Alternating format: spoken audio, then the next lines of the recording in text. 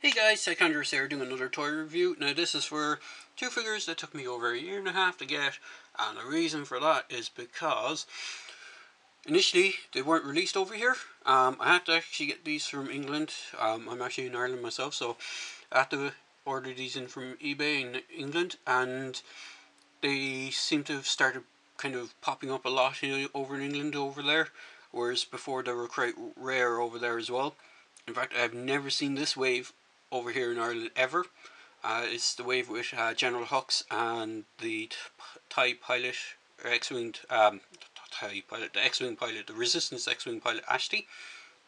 So had to wait a good while to pick them up at a reasonable price, because before you could only get them from the States and they were charging an arm and a leg for them. They were like way up in the 50-60 kind of euro price point, and then you were looking at 20-30 quid on top of that for postage. So overall you would have spent like nearly 70 quid on one figure. So it's the Black Series 6-inch scale Asty and General Hux. Now just before I go ahead, I just want to mention about the prices of the Black Series figures over here as well. I picked these guys up pretty cheap for about maybe 10-15 euros plus a couple of euro postage from England. Buying figures at retail over here for the actual Black Series in retail stores seem to be incredibly overpriced. The standard price now it was between, when they originally released Black Series, they started out around 20-25. They jumped to 30 when Force Awakens came out. They stayed at 30 for when Force Awakens and Rogue One. So, and now with the 40th anniversary stuff, they've done another jump, and it's an entirely insane jump of an extra 10 euros. So they're now nearly 40. I saw them pre-order for 42 euros, so they've jumped incredible amounts of money in the space of a year, and I don't understand how they can charge the extra 10 quid for figures for the Black Series, no matter how awesome they look. I did see a pre-order for the Darth Vader 40th anniversary figure, which is Vader with the big kind of cardboard display thing, and that was 75 euros, which is an insane amount of money. I think it's only something like maybe 40 in the States, 45 in the States, thereabouts. So like the conversion rate for euro to dollar is about 1-to-1. So I don't understand how they're tacking on all the extra price on this. So before I run out of time, I'm going to go on to the figures. So quickly with the boxes. Boxes are the standard Black Series figures boxes. And you got a picture of the character in the right hand corner, name the character, name on the side again, and the number for the character. So this one is number 14. General Hux is actually 13. And then for the brief bio, it gives a little brief bio with a picture of the character on the back. It says, Elo Asty is a skilled, occasionally reckless X-Wing starfighter pilot for the Resistance. Asty is actually one of the alien characters, as you can tell from the figure. He's one of the 2 X-Wing pilots that they actually even made, and the other one was being Poe Dameron. So here's a little brief bio for Hux. I'm not sure if this will focus on it, because it seems to be a bit blurry, but I'll read it out anyway. So for General Hux, it says, a young ruthless officer in the First Order, General Hux has complete confidence in his troops' training methods and weapons. As far as I know, this is the exact same write-ups that they had for both the small 2¼ inch figures as well. So onto the figures themselves.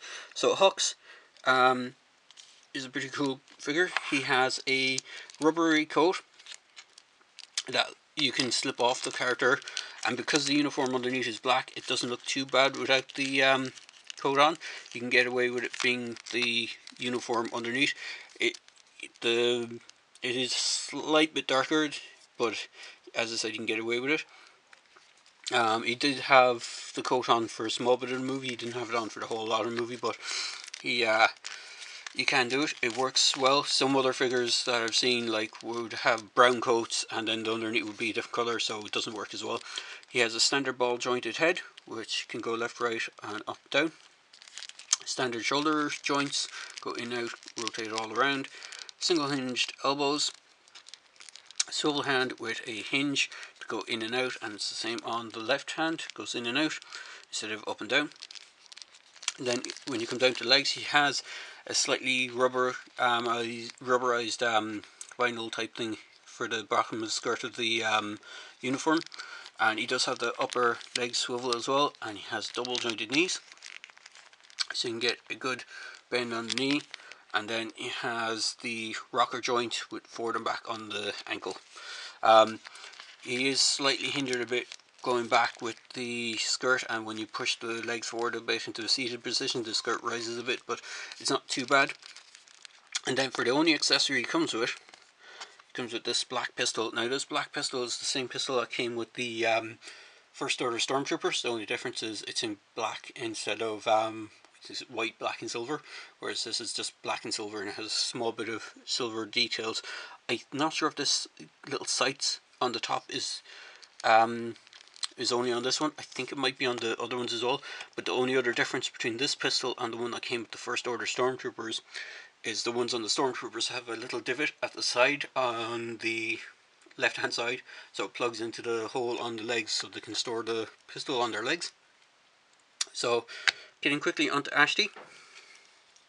Asty is pretty much very similar looking to Poe, but the figure itself is actually a completely different figure. And one of the main differences between Poe and Asty is that Poe came with swappable hands. He actually has gloved hands in non-gloved hands, but Asty doesn't actually come with that. They both come with the same pistol. So you got silver pistol here for Poe Dameron, and this really cool black gold painted one with a silver tip, a silver nozzle for Asty. I really like Ashty's one over Poe Dameron's one. Ashty's one actually has a slight bit of washing to it as well, so it picks out more of the details. As you can see, the kind of, I think that's supposed to be the magazine clip type thing. There's a little bit here, and then just on the handle itself has a bit of a black wash as well. So, by the way, I'm not sure if this is coming out through really good on the camera. I'm using one of my older cameras just to see if it makes a difference with my lighting that I normally use. So Asty does have the removable helmet, the X-Wing pilot helmet. Now it's designed specifically for that alien race, which I can't remember what the race is called, but they have kind of the really wide eyes and stuff like that. It's a really cool race. But you see a good few of them in The Force Awakens, but I don't think you see any of them in any of the other films. So standard joints for Asty. You can rotate all the way around 360, go out to sides for the shoulders. Head's on the standard ball joint. You can go up, down, forward, side to side. He has a midsection crunch. Now I would say you have to be super careful with him and Poe, because they have this hose going into this leg, and it's the same with the upper rotation on the leg. You have to be super careful, because if you pull it too much you'll pull the whole thing out. He does have the standard single jointed elbows. He doesn't get a great 90 degree bend on it, or sorry, 45 degree. Doesn't get a great bend on it, but it's good enough. His pistol is designed to fit in his right hand.